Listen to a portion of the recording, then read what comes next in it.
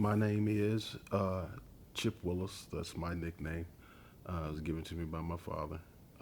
I am 52, and I live presently in Harrisonburg, Virginia. Was born and raised in Franklin, West Virginia. My name is Terry Willis. I'm 65 years old. I live in Raleigh, North Carolina now. I was born in Martinsburg, West Virginia, but I was raised here. Yeah, 65 years old. Terry Willis. Yeah. My parents are Patty and Nelson Willis. They are both residents and were born here. Well, actually, my mother was born in Bel Air, Ohio, and my father, they grew up here. Both of them grew up here. Oh, they were born here in Franklin, West Virginia. Actually, my mother born in Bel Air, Ohio. My father was born here. They live here they were born here in Franklin, West Virginia, and grew up here, meeting each other just a few short, maybe a block or two away from here. My maternal grandparents, my grandfather's name was Henry Merritt. He was from Chapel Hill, North Carolina. And my grandmother's name was Martha Lindsay. She was from here. They met, I believe, in Wheeling, West Virginia. And then they moved here to Franklin, West Virginia. My paternal grandparents, my grandmother's name was Edith Willis. And she was not married to my dad's father, but his name was Harry Goodwin. My dad's father's name was Harry Goodwin.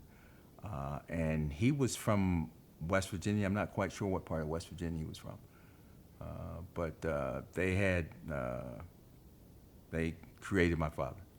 Well, my ancestry can go back to, as far as I've delved into it, is some of it, depending on which side it is, it could go back to the 1700s. Now, it's difficult, as you know, with African Americans because they generally don't have a large tie to, because of the breaking up with slavery.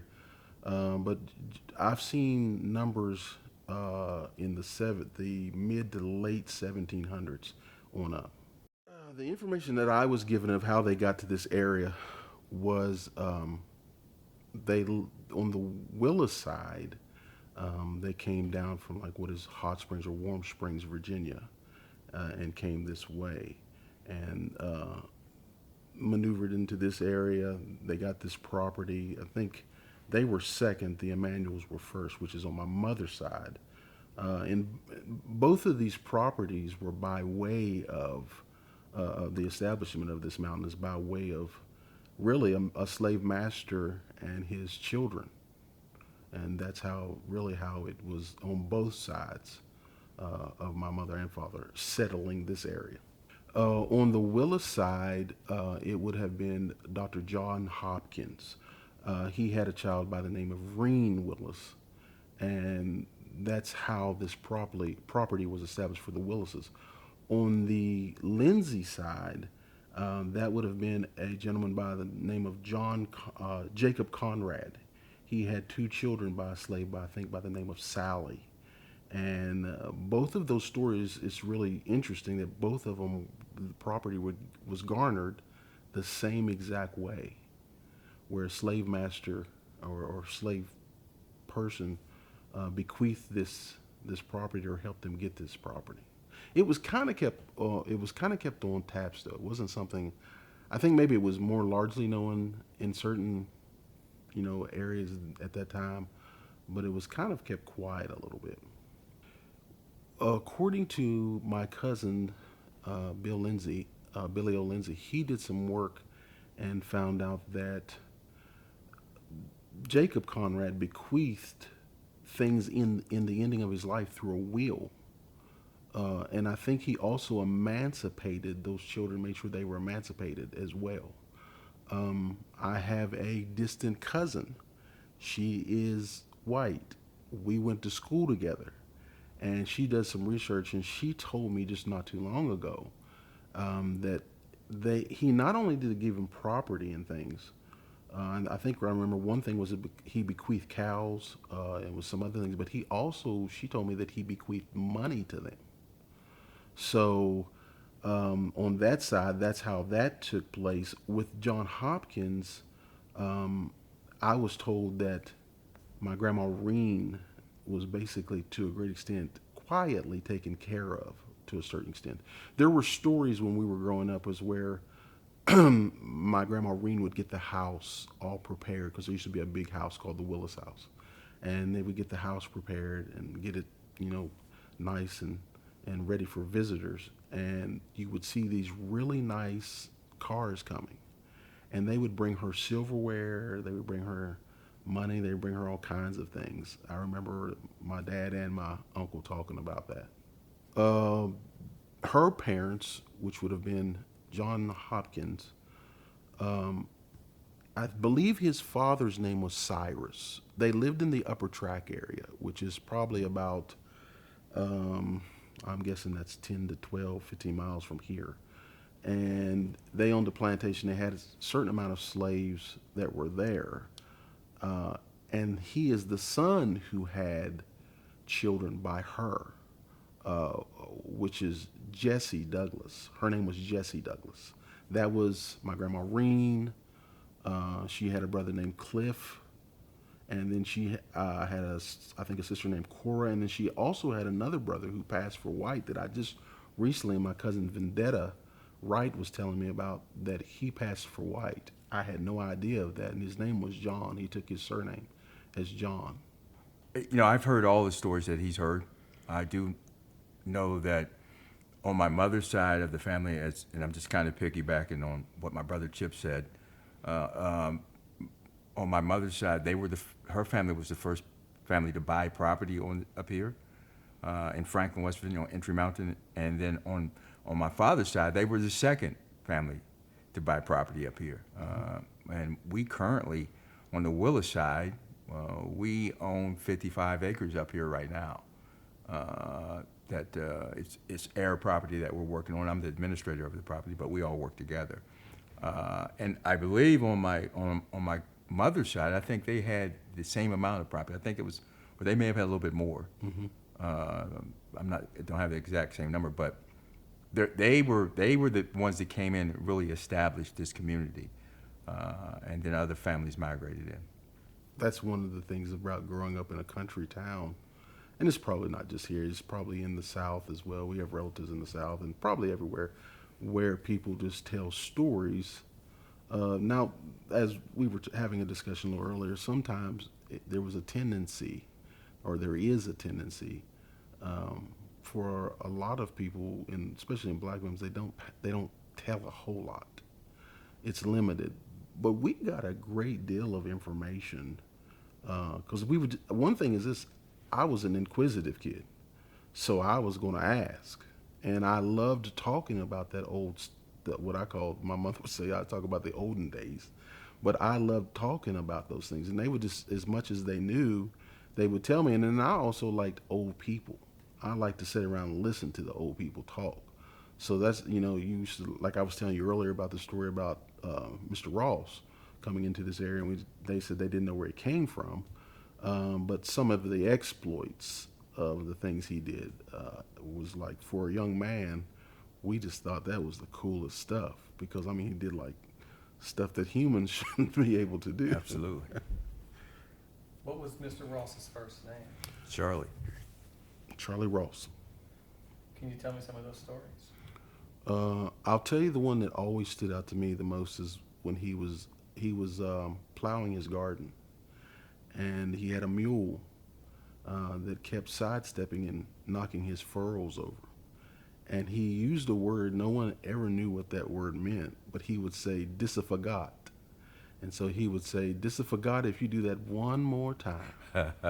And he said, he was going on, he said he hit the row again. And he said, "I told you, Disafagot, one more time." He dropped the reins off his shoulders. He walked to the front and he hit the mule and knocked it clear to its knees.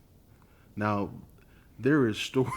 This man was simple. We just, like, you're looking and you're thinking, because and today was the first time that I could put eyes on the face of the man that I heard so many stories, which was just like, Isn't that amazing? so yeah, it's like electrifying to see that. Yeah. One of the stories that I always heard, because we all love sports, and they talked about his ability to play baseball, and that he could have been a professional baseball player, but he caught without a glove, barehanded. He was, and he was the best athlete. They would say he was the best athlete up there. The other thing that my dad used to, because my dad would kind of go back to what Chip was saying earlier. Dad would take people from his past, and if you did something, then he would, stop acting like Charlie Ross. So if you laugh loud or something, like he said, you're laughing loud like Charlie Ross. So, well, they said Charlie Ross would laugh so loud that you could hear him downtown in the town of Franklin, and we would be like, Dad, come on. He's like, it's true, So there was always great stories. And I'm like him. Today was the first time I've ever seen a picture of Charlie Ross. I didn't really think Charlie Ross existed, to be honest with you. I thought this was some character that they had created. But we heard about Charlie Ross growing up all our lives, man. Yeah. Well, my dad was young, so that had to be he was definitely here in the 30s and 40s. Well, yeah. I just saw a document, and I don't mean to interrupt you. No, you're fine. I just saw a document that where we were talking about Lottie Wright a moment ago, and she ran the Civic Center here. And she kept a list of people who donated money to the Civic Center, and this was dated 1951, and Charlie Ross donated money in 1951. So he must have, I don't know when he was born, but I know he was still living in 1951, according to the documents that I just read. Yeah. And that would be documented because there's another lady, she's a white lady that is a friend of the family's, and she told me she remembered him because there used to be a slaughterhouse downtown behind what now is presently the post office in that area. She grew up in that area, and she remembered Charlie Ross. And when she said his name, my eyeballs came open because I'm like, she knew Charlie Ross too. Yeah. And so they would talk about he could chop a truckload of wood before morning time. He was just like my dad was a stocky, rough dude, and he said they would wrestle out here in front of the church, and he said, I'm gonna see what you got, Mr. Ross. And he was wrestling with him, and it was bald headed. He would put his head down and butt you, and he butted my father in the stomach and knocked him out. So these were these stories that, I don't know if they were exaggerated. Sometimes a story can grow. Yeah. Of course. Of course. So, especially certain beverages. That's exactly right. Yeah, when there's certain beverages introduced to the conversation, Charlie might have wore a cape. But the one thing I always wanted to know, which kind of strange, there was no mention of any offsprings of Charlie Ross. I used to ask, did he have children? Nobody, they would always say, well, he just showed up here. We don't know where Charlie Ross came from, And obviously he enjoyed this community because I think he passed away here. Mm-hmm. But I was always curious, a man of this legendary status, I'm sure there was probably ladies that were attracted to, Well, he was married. I just cannot remember her name.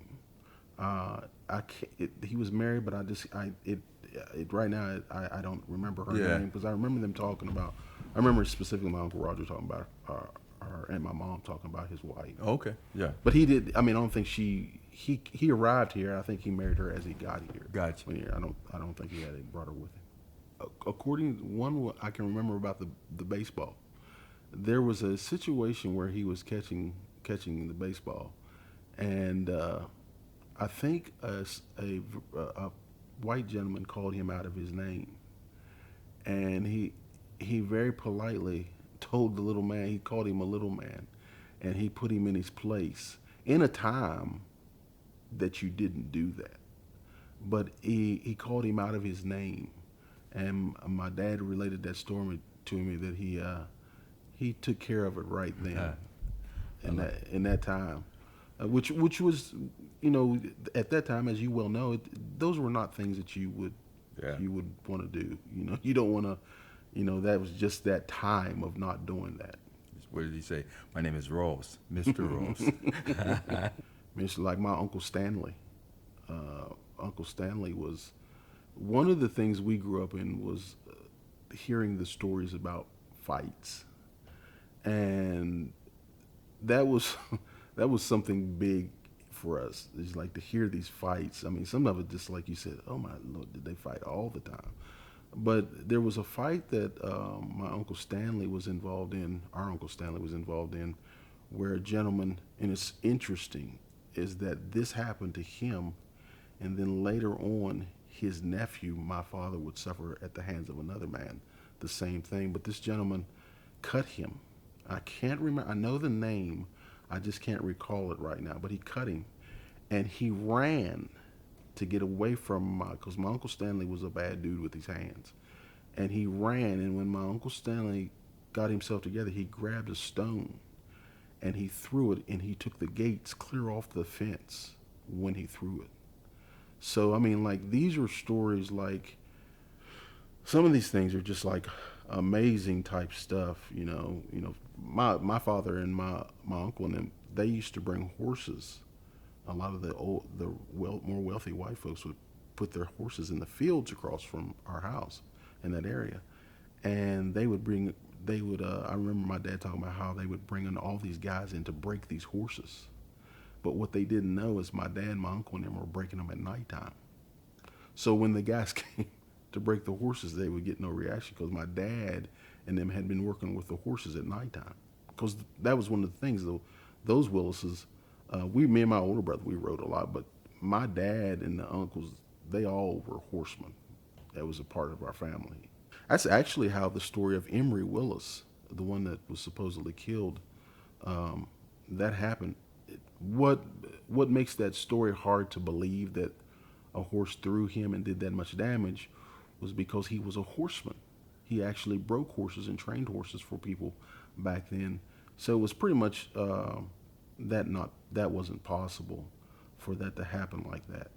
My uncle Emory would have, and again, I haven't looked at this stuff for some time, so I could be off on the dates a little bit. But I would say this was probably in the 30s or 40s arena, in that area. Of course, there's dates of his death would prove exactly when that time was. One of the things I'll preface it with is that he was known as kind of a ladies' man, and not just black. So, which would probably cause some issues, and probably was the reason for the situation to happen at all. But in the town of Franklin, he was taking a route that's inside the town of Franklin. It's just off the offset of 30, which would be going 33. Well, actually, it would be 220 going south. And there was some kind of occurrence there. Some say that he was thrown by a horse. The results and the things that I had heard, that the damage to his body was too much for that to have been just being thrown by a horse. And they brought his body and dumped it in the yard of my great-great-grandmother's yard when he was dead. Well, what I heard from it, and everything that Chip said about Uncle Emory is accurately what I heard as well. But I was told that he was killed by a white man because he was dating a white woman. That's why he was killed. Not the horse didn't. And as my brother Chip just said, the damage that was done to his body couldn't have been done just by being thrown from a horse. His body was damaged badly, and to add insult to injury, they did bring him in and just tossed him into the yard as he was an animal, instead of getting him help. If someone's been hurt by a horse, we'll take him, get him help, and don't just toss him into the yard. So again, allegedly, I don't have any. I wasn't there. I don't have any concrete evidence. There's no documentation. Of course, there's no police reports. There's no investigation that's going to happen. That was huge in that time. Black men being killed or threatened to be killed for dating out of their race. It happened with my Uncle Edwin Merritt right here in Franklin, West Virginia. My Charles Edwin Merritt, which was my mother, Patty Willis's older brother. He was accused of kissing a white woman on her cheek that they went to school with together. And he may have. I'm not sure because he liked the ladies too. But later that night they burned a cross in my grandmother's yard right down the street. And it got so bad that he had to leave this area. He joined the military. They were trying to get him out of here at night because they were going to kill him. And he never came back. Of course, he came back to visit. But, and it was just by, I would call it an innocent kiss on the cheek. There was no accusations of sexual intercourse or anything like that. So yeah, and it was devastating to my grandmother. It changed her whole impression or opinion of white people. My granny, we called her Granny. Her name was Martha Merritt. That was my mother's mother. Probably the greatest lady that I've known in my life, next to my wife. And I would like to say one thing about this community. Women were primarily the backbone of this community. Some of the greatest accomplishments that's happened in this community was on the back of black women. I'd agree. Yeah. We wouldn't have the Willis property if it wasn't for a black woman. Mm-hmm. We probably wouldn't even be living, my brother, if it wasn't for black women. My grandmother raised 7 kids. She was the mother and father because her husband, his name was Henry Merritt, was from Chapel Hill, North Carolina. He was married to her. They moved here, and for whatever reason, he couldn't handle it, and he left. It's okay if you and your spouse can't get along. It's okay to separate, but don't leave her with 7 kids. You get your place, and you do your job, and help her. Don't leave her, and that's what he did. And so she didn't leave. She didn't break down. She didn't, succumb to the challenges. She manned up. She stood on business. That's exactly right. And she was the greatest influence in my life. I can't speak for anyone else.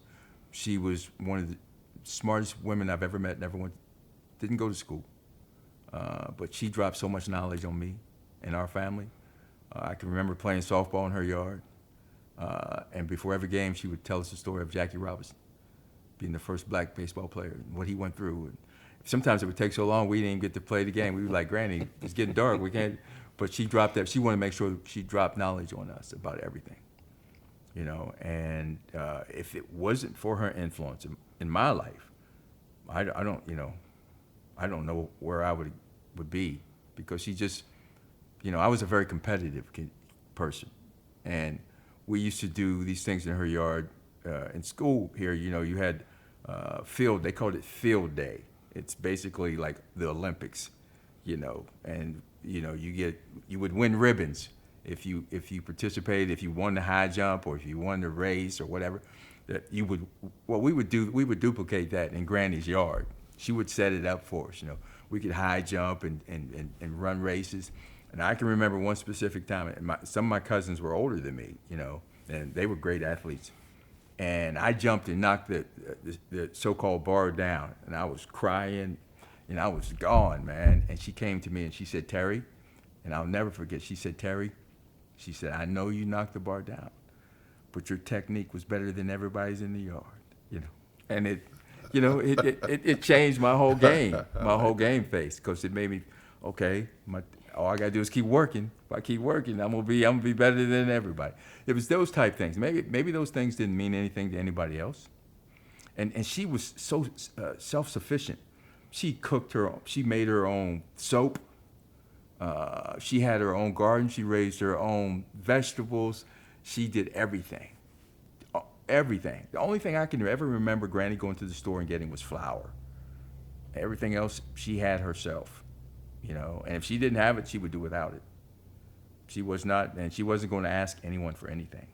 And she was kind and gentle, but she was also a gangster, and I say that with love, because if she told you to leave her yard, you better leave her yard. And it didn't matter who you were, how old you were, or how much money you had, how big your muscles were. She said, if I tell you to leave, you better leave your yard, because if not, when she came back, she'd have her weapon, and was one of the best shots up here, And I was just talking to Michael a moment ago. He said, I was so scared of that woman, But she wasn't mean. She was just honest. She was just honest. If you had a bad haircut, she's gonna tell you that really, you got your haircut like that. What I'm saying? That's just, and I love that. I love candid people. I love people who are honest with me. I don't like people. Tell me how you feel. You don't have to talk. My granny was like that. My father was like that. She had an iron. What I would say she is that she was born in 1899. Her husband was born in 1900. She had an iron will, a steely will. She just was. He's older than me, so he got to spend more time with her. The little bit I remember was she was much older. I remember she had beautiful long gray hair. Everybody here said she was an Indian, because she had this long plaits that she would wear, and it was all silvery gray. Yeah. But what I didn't get from her, the derivative came through her offspring, which was my mother. Because all the sayings, all the things, and I'm here to tell you as a man of God, those things have equipped me. You don't know how many times I could hear her speaking to my mother, and my mother telling me things, and I would be somewhere in another city. I remember those things of not getting into. She used to say, my mother used to always tell us that, like, don't get into other people's conversations. Don't make remarks. She always told me, she said, the next thing they'll be coming asking you about it.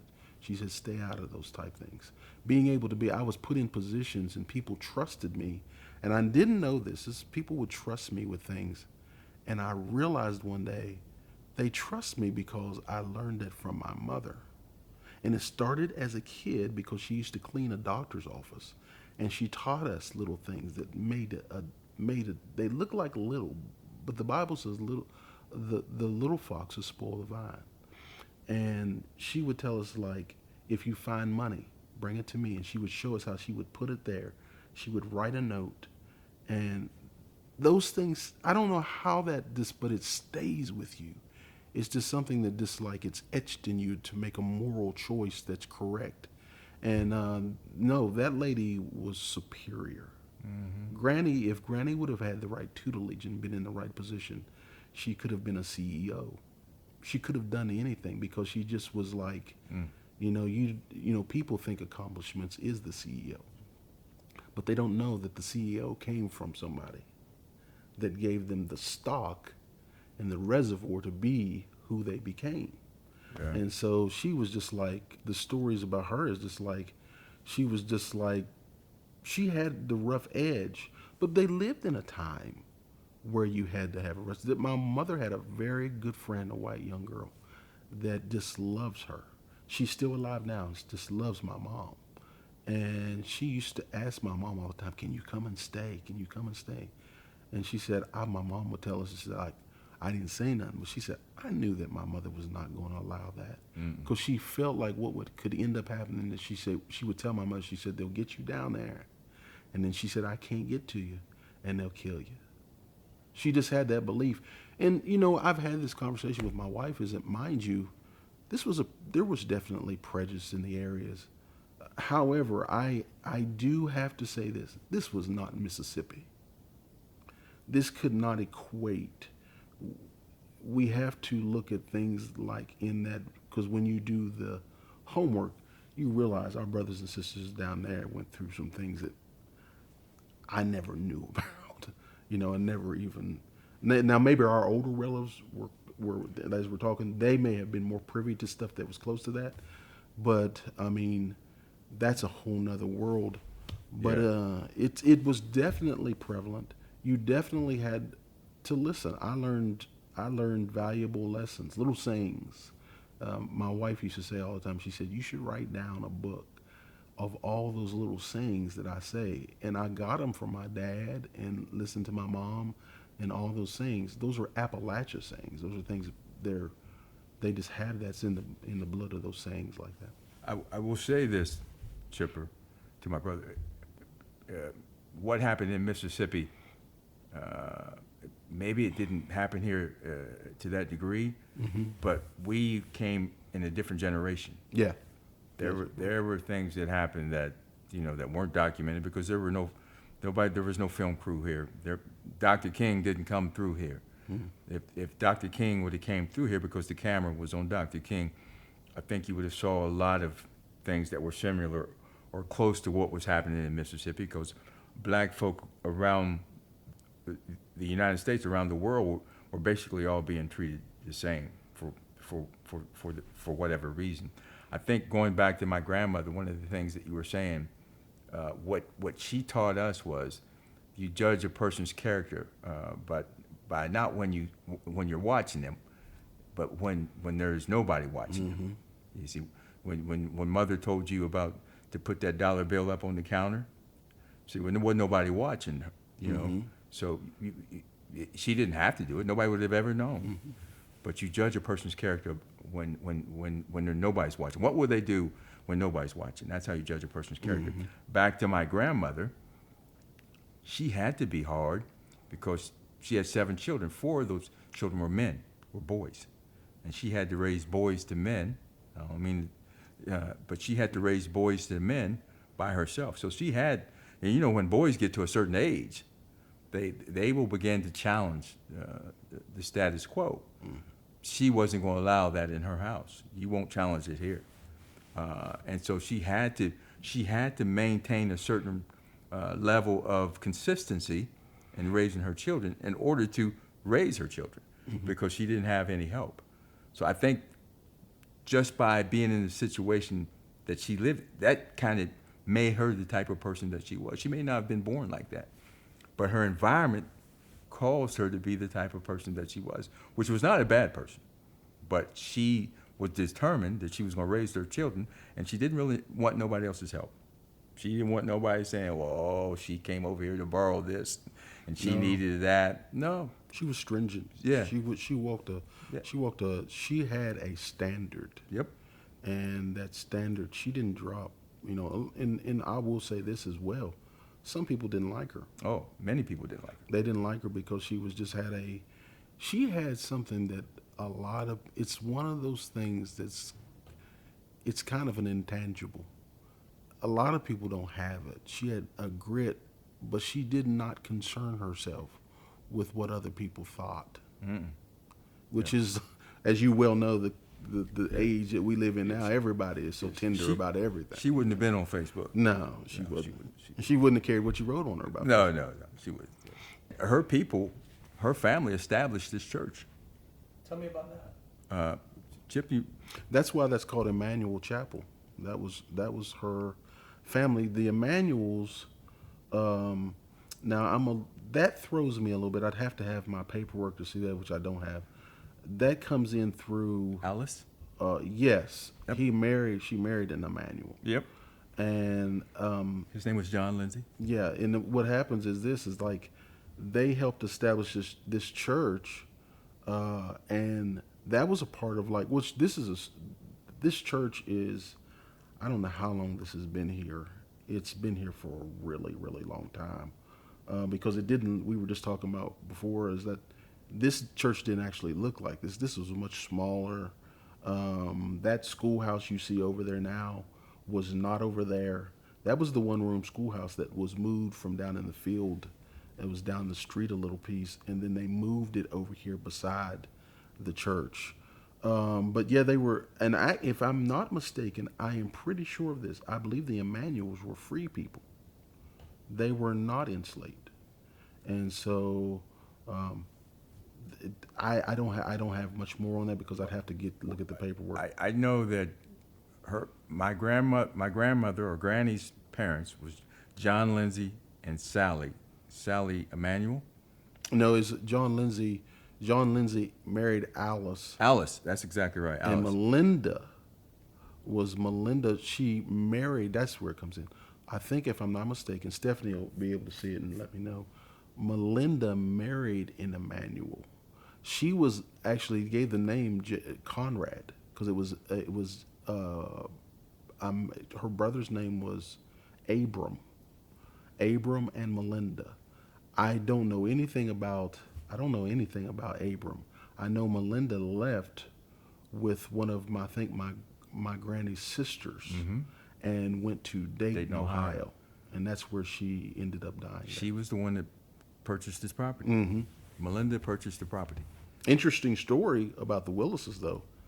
That property, we almost lost it. It's probably one of my favorite stories concerning the acquisition of the property here was through my great great grandmother Reen and my grandfather Eddie. Is that the story goes is that she got the land, but he liked to party a little hardy, I think, and he got to gambling and different things, and he basically got them in debt and almost lost the land. And as an awesome story that just how good God is and how gracious he is, my great-great-grandfather Eddie came to a place in his life where he said, it's got to change. And that same territory that I would maneuver and shoot squirrels in and hunt and sit in tree stands and deer hunt and all this stuff and move back and forth, this is where he took a stroll one day and got alone with God. And when he went to the mountain, he gave his life to Christ. And when he came down off the mountain, he was not the same Eddie. His whole household changed. He told him, he said, there'll be no more playing cards and drinking and doing all that stuff here.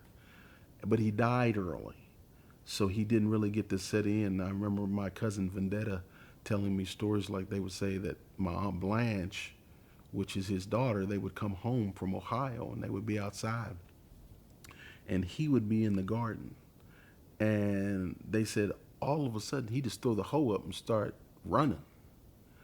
And they said, they talked to her mother, which is my great grandmother Reen. They said, what's wrong with him? What's he doing? She said, oh, he's in the spirit.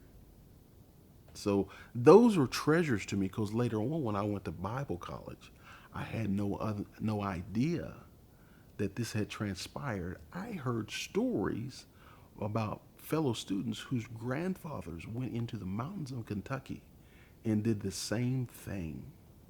And it just blew me away, because I said, wow, this is like this congruency of people dealing with things and then taking it to Christ, and he breaking them free from that. So that's probably one of my favorite stories.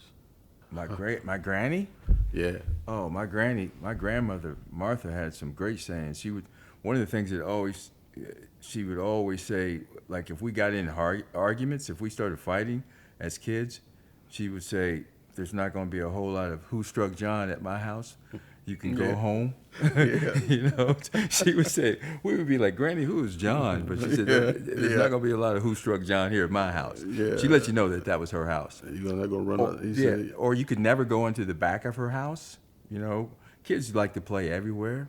She would always say, you come around front, because I don't want you kids around there playing with your bottoms. So everybody had to be out front. One of the things about Granny is that you didn't play in her house. It could be 110 degrees outside. And she would say, go play. Go. It didn't matter. She had this big oak tree in her front yard, and we would go, but there was only so much shade that you could get, Was that the stogie tree? Stogie tree, yeah. There was no cell phones. There was no shade. There was, so kids, people complain about the heat now. You didn't have a choice. We had no choice. We lived in the heat. I mean, and you may not think it got hot here, but it gets extremely hot here. And if we weren't playing, we were working anyway, because we were her indentured servants anyway. When she had gardens and she had blackberry bushes, and so we worked in her gardens with her. She was the supervisor, and we picked berries. We would start picking berries at like 5 o'clock in the morning. She would get us up at 5 o'clock in the morning, and first thing she would do was she would smoke out the blackberry bushes to run all the snakes out. So she would light these rags and soak them up with oil, and there would smoke be going through all the, because she would run if there's any snakes in there, the smoke would get rid of all the snakes. and then it was our job to come through and pick the blackberries.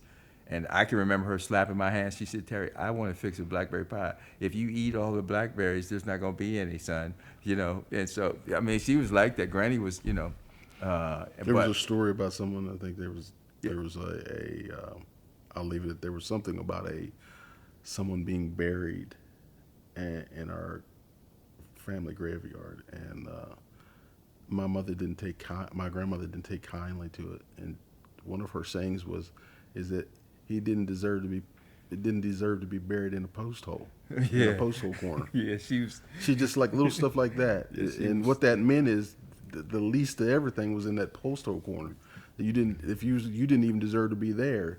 One that has served me well is, I love it. I'll use it all the time. I said, if you get in trouble, she used to say, if you got your arm in a bear's mouth, you got to work easy to get it out. Yeah, man. Yeah. That was one of those little sayings that she would say. She said, "You're gonna run." What was that one that my mom used to talk about? It's like running all around the mulberry bush. I don't know. All these little sayings that they would have. My father was the same way. He would, like, my mother would come home, and if she was like, I remember one time we had some relatives come, and they kind of did some things in my mom's refrigerator like that we would never do, like move things around and threw things out.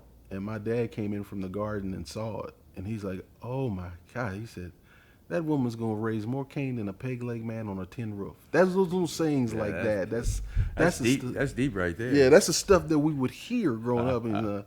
And sometimes I'll sit and think of those things because there's and it's not just black, it is white as well. Because honestly, a lot of the white count, but I'm learning a lot of them were related to us, and we didn't even know. You just don't know that these people were related because things were kept quiet as kept. But there's a lot of those awesome sayings all the way through the Appalachians.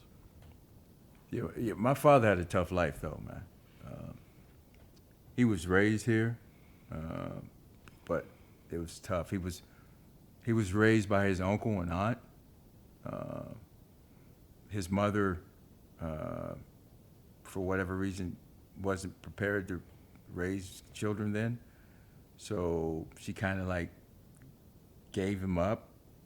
And, you know, and so my uncle's raised, and the thing that used to bother him, my dad, was he could see his mother every day. It's not like she moved away. Yeah. You know, he could see her, him and his brother could see her every day, and they went through this whole thing. He needed counseling, you know, but they went through this whole thing. Why did my mother want us? Why, you know, we could see her, but she didn't. And it messed him up for his entire life. His younger brother, my Uncle Marshall, got killed when he was 17. He was in South Carolina running a bulldozer at Myrtle Beach, and somehow the bulldozer turned over on him and killed him. And my dad told me that it was the hardest. He had to go to Myrtle Beach and ride home with him on the train, and they were tight because that's all they had was each other. And, you know, he had a difficult upbringing. And that's why he was the way he was. He was no nonsense. He probably smiled twice a year. He was a hard guy, man. He was a hard man to live with. It probably didn't help also too, is like in that pain, oftentimes people will choose to medicate that pain. Yeah. So he picked up drinking. And that made it worse. And, you know, drinking, any of those things never heal hurt. Yeah. It just compounds. Yeah, he was an alcoholic. Yeah, and so he missed out on things because he had an older sister. His father ended up getting married and having 3 other children. And we had the blessing of getting to meet one of them. The other 2 died, but they lived in California. And that was one of the happiest days for him to get to see her and meet her. She came home. She used to sing opera, and we would sit at the piano, me and my little sister, and we would listen to her play. And she would sing Bill Bailey, "Won't You Come Home?" And it was just an awesome time. But I remember the day that she left. He hung on the fence, and he cried so hard. Never seen him cry. Yeah, he was not that type dude. I ain't never seen him cry. Yeah, he just was not that type. Not unless he was drunk or something, but he was not that. And that even then, you wasn't going. Yeah. He was just not. He was just the things that happened to him was really tough. But he did something that was one of the most impressive things that my father ever did for me is that I gained a great deal of what some people say. Well, you have to see someone do something, and it has to be picture perfect. Out of the negative spawned a positive for me because I was able to look at what he did as a testimony and say, that's not the way I should go. So it benefited me, my wife, and my children. But the other thing that he did, he gave his life to Christ, which to me was the biggest big man thing you could ever do. And that was one of the most impressive things because, him growing up, people saw all the things. This very weekend, I don't think I was born. My brother and them saw this. But right down the street here, a man cut his whole intestines out. And my father put them back into his stomach and went to war with him right there. That's the type man he was. That's what you're talking about. We're not talking about no lightweights. This dude is like, he was Bill Bixby before there was an Incredible Hulk. He was a bad dude. But I mean, yeah, He was the Charlie Ross of his yeah, generation. he was just like, how you have a row. I used to tell one of my buddies, it's like, my dad had, like you get in an automatic, and the old trucks and old cars used to have the little thing on the steering wheel where you say park, reverse, drive, and then 1 and 2 or whatever. I said that was my dad, except the R was gone. Yeah, he had no reverse. He had no reverse. But I will say this about my father: he did 2 tours of duty in Korea. He fought for this country 2 tours. Yes. His first tour, he was in Korea. He came home, got off. He told me he got off in a plane in California, and they called him nigger. And he said, he went back to war. He rejoined. What are you gonna come here for? And they gonna treat me like this. He re-upped and went back to war. And some of the things that he saw in war was, one of his jobs in war was to go out and retrieve the dead bodies. He was and he was like, dude. First, he talked about how rough the Koreans were. He would talk about, if the Koreans came up to a barbed wire fence, he would say, 10 or 15 of the Koreans would lay down on top of the fence, and the rest of the troops would run over on top of them. That's how heavy it was. And so, can you imagine you're in war with people who would, when you're in serious trouble when you see troops laying on top of a fence and the rest of the troops just run across on top of them. But he did his time in Korea, and when he died, he was a 100% disabled veteran. And so he was a heck of a man. Now he wasn't. There was nothing. I will say, if there was an adjective to describe my father, I would use the adjective fearless. I don't know, and maybe I'm wrong. Maybe it's from a child's perspective. Maybe he was scared. I never knew he was scared of anything. Nothing. It didn't matter. It didn't. I've seen him go with my granny, and he was married to her youngest child, my mother. And, my granny would shoot you. And he was coming up the driveway in the truck, and she said, don't come up here. And he kept coming. She's slinging bullets off the front of his truck, and we're screaming as kids, Granny, don't kill him, don't kill him. But he's still coming. He's still coming. That, because I would stop and turn around, say, you know what, I'll give you a call later on. Exactly. I seen him climb out. As a kid, you see these things that we go to. I was telling you, we go to a local junkyard. There's a gentleman by the name of Lloyd Simmons, always had junk parts, and my dad would go up there and get stuff. And I was with my oldest brother, Eddie, and we pulled up, and he always had these crazy dogs.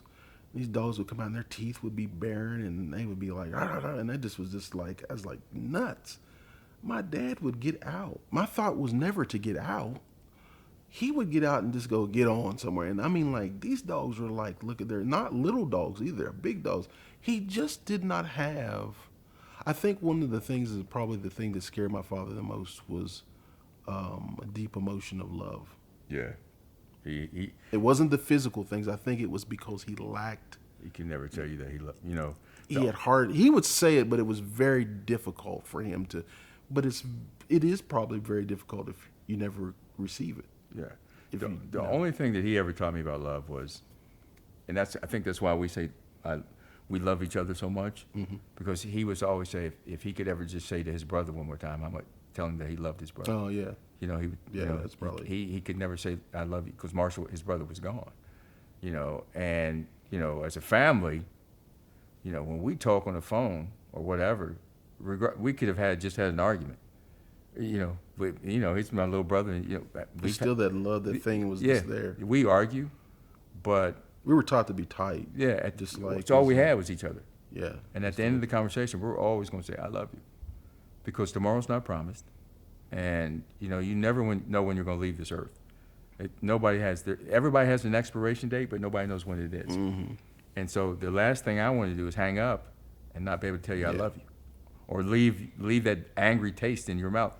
The last conversation, we were mad at each other, It's not worth it. It's not worth it. We've always been like that.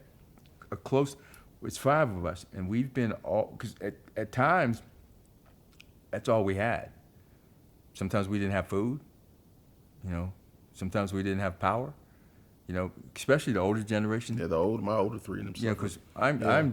I'm 65, and he's what? 52. So how many was that? 13 years. Mhm. I'm 13 years older, and then I'm 15 years older than my younger sister. So it was 2 generations in our. I got an older brother, and I got a sister a year younger than me.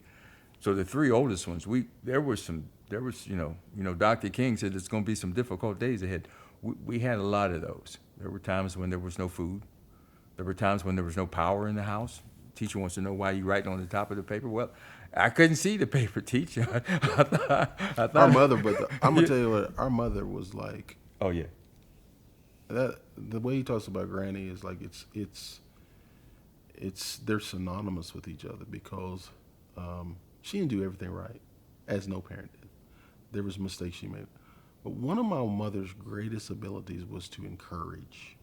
I have never ran it, and I have it, and people come to me all the time for encouragement. But I have not met someone who was like, I don't care what the circumstance was. My mother was always encouraging and saying. My sister was just telling me not too long ago when she didn't pass the nursing test the first time, and my mother just encouraged and said, "Well, okay, you didn't pass this time, but you're going to do it this time." And she said, "If you don't pass that time, you're going to do it." She just was just that type of grit to dig and to keep going and keep pressing and keep pushing. That just is like a lot of people don't have, and I never see, because this stuff of like people being, my mother was not a person that would lay down and just be broke up and sad and it's all over.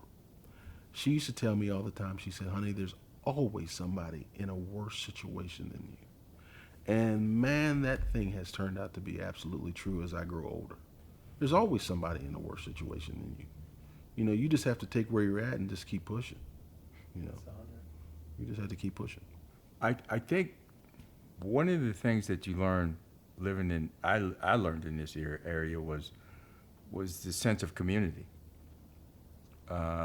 Even though everybody wasn't close knit in this community, this was the meeting place right here. This church, whenever there was an issue, whenever there was a celebration, whatever, this is where the community met to work out the next problem.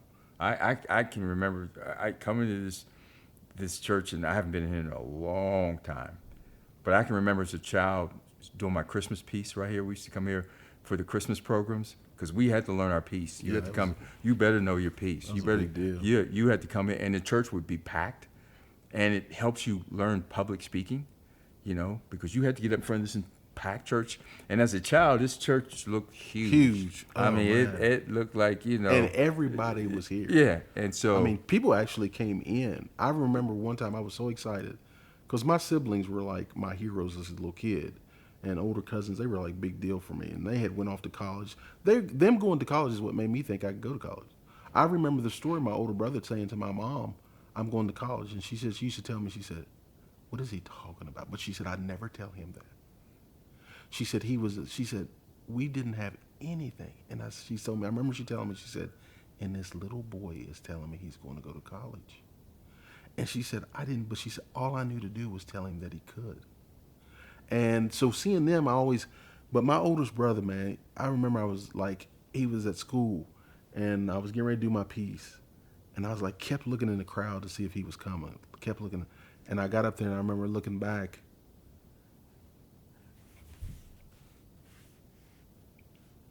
Oh, come on now. You know Nelson wouldn't cry. I saw him standing in the back. Yeah. And he had this, I'll never forget, my brother was always sharp. And he had this rabbit fur coat on. And I said, man, Yeah. I can do this now. I'm gonna get me one of those. I'm gonna get me a fur coat. Wow. But to answer your question quickly, I think this is a different, and it's what I found is running into other people from Appalachia, from Kentucky, from Tennessee to the mountains of North Carolina, even into the further areas into New York and stuff. There's a common thing is like, yeah, people, if you put people together, white or black, whatever, we could be all black here. There still were problems. You could put all whites, there still was problems. So you're going to have problems regardless. There was a lot of things that were done that were despicable, that were wrong. They were definitely unfair and absolutely unrighteous. But there was something, we had a fire, my wife and I had a fire, and we lost everything. Back in March, lost everything. We had 3 cars, 1 burnt completely up, we got the 2 left. We lost all of my genealogy stuff, all of our pictures, everything. I never knew this, and I call it the free favor of Christ on my life. It had nothing to do with me. These people, white and black, came together, and they just blessed the socks off me and my wife and children. It was just, to this day, my whole mindset concerning of like how I had old feelings, because I used to not like this place when I was growing up, just honestly. I didn't like it. I thought I didn't like the racist stuff. I wanted to get out of here. I hated going to school. I hated the whole thing. But these people came alive and did things for us that were just mind-boggling. And I'm like, this is incredible. So I have a great deal of allegiance to them now. Totally, it's like a totally different feeling that I had. I love every one of them. I want them to be well, blessed, strengthened, prosperous, healthy. I want all that for everyone in these areas. And it's just something about one of the things I saw Diane Sawyer say in a piece about Kentucky is that she said, and my pastor's from Kentucky, and he said they ended up moving to Columbus. And one of their favorite things to do was when they would get their stuff together and they had nothing but a car, and they would get bologna and cheese, and they would make sandwiches, and they'd be heading back to Kentucky. There's a draw in every person almost that is from these areas. They love to come home. Yeah. I don't know. I can't explain it. I don't know how to explain it. I will say But it's this, just a draw. and I know you're running out of time. I will say this. If I was raised anywhere else other than here, I would probably be dead. Yeah. Because Or into a lot of things. Yeah, or in prison, because of my mentality and the way I was when I was younger. I was game, and so if I'd have been in a major city, I'd have probably been locked up or murdered, or I'd murdered someone else, because that was my mentality then. I was gung ho, and so I believe God said, "Yeah, we're going to keep him in West Virginia." Until he grows up and gets some sense. Yeah. Because there is a sense of community here. When I was growing up, the community, when you hear that statement, it takes a village to raise a child, this village helped raise me. Because if someone in this community saw you doing something wrong, your mom and dad's somebody in your family's going to find out about it. And actually, the person who saw you doing it probably will pull over and stop you from, because that's just the way things were. We're kind of like, this is all we got, dude, and you live here, and you're a part of this community, and you're going to act accordingly. And there was, you realize it was the good and the bad, but wherever you would live, there's going to be the good and the bad. Absolutely. It's just that, no matter what it is. It's When you said that thing about this church, yeah. this church being the focal point, the one thing I always remember as we're sitting, it just came to me. I'll never forget as a kid growing up, hearing them pull that cord back there That bell. and ring that bell. Oh yeah. And that was us going to church. Yeah, I'm sitting at home. We lived at the other end of the street. You And could hear that bell, right? and you know Sunday school started. You hear that bell You ringing. bet that bell is ringing. I don't care, and I'm gonna finish on this. You ask about this area, and I'll say this to you, and I'm done.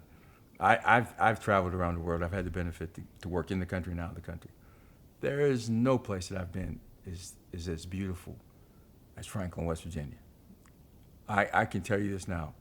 When I come across those mountains from Harrisonburg to Franklin, I leave my issues at the bottom of the mountain. I'll pick them up when I go back, but when I hit the bottom of that mountain, there's a sense of freedom. It's home. It's home. It's country roads taking me home. Yeah. If you stand back and look at the beauty of, what God did here, man, he was working. This area is incredibly, the trees, the grass, the birds, they don't have anything to do with money or nothing. It's just the natural beauty, the animals, the deers run free. It's just a gorgeous, gorgeous, beautiful place.